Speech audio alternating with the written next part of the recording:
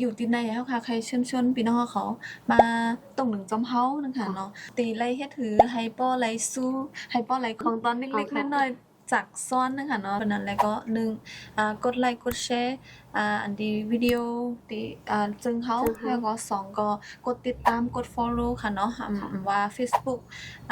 TikTok หรือว่า YouTube ของซ้อนนะคะเนาะที่สุดได้ก็ให้ติดตาม2อันค่ะเนาะอย่างว่าทางอันนึงก็ปันตั้งหันถึงปันคอมเมนต์มาค่ะเนาะมาก็ได้มาที่ TikTok ก็ไลค์มาที่ Facebook ก็ไลค์ที่ YouTube ก็ไลค์ค่ะเนาะสมมุติว่าพี่น้องเขาเฮ็ด3อย่างได้แล้วก็ขึ้นส่งหลักฐานเพิ่นฮ้องว่าหลักฐานเขาเนาะหลักฐานที่พี่น้องเขาเฮ็ดจ้อมที่ขอมักมันเฮาค่ะเนี่ยก็ส่งมาปันที่ในแชทบ็อกของซ้อนเฮานะคะเนาะแล้วก็ลูกดันเฮาค่ะได้ม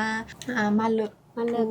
กรรมนี้ค่ะเนาะเพราะว่า3อันในยาวเนี่ยได้ก็เฮาค่ะขึ้นตีจุ่มเฮาค่ะได้มาทัดด้วยค่ะเนาะเพราะว่าเฮ็ดจอม3อันในเนี่ยก็เฮาค่ะได้เอาชื่อพี่น้องเฮาค่ะมาใส่ไว้ในกล่องค่ะเนาะใส่ไว้ในกล่องให้ก็เฮาค่ะขึ้นได้มาไลฟ์แทงกำ1วันที่5ค่ะเนาะค่ะ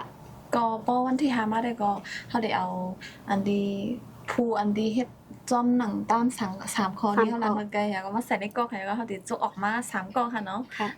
แต่มีก้นตีกรรมนี่3กล่องติดไล่รับของตอนตีซ้อนเนี่ยค่ะเนาะอ๋อค่ะเฮาค่ะได้มีของตอน3อันค่ะเนาะค่ะแต่มี1ได้ก็ได้เป็นสายคอซ้อนค่ะเนาะสายคอซ้อน2ได้ก็ได้เป็นเสื้อยืดค่ะเนาะเสื้อยืดอันที่มีนกกินกะละ9โตค่ะเนาะบ่ยาวก็ได้มีเสื้อไต้1โตค่ะเนาะก็ได้มี3อันในค่ะเนาะที่เฮาค่ะได้ปัน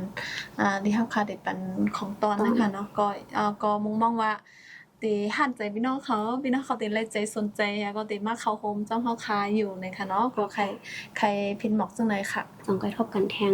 วันที่28ไหนนะคะค่ะไปส่งค่ะ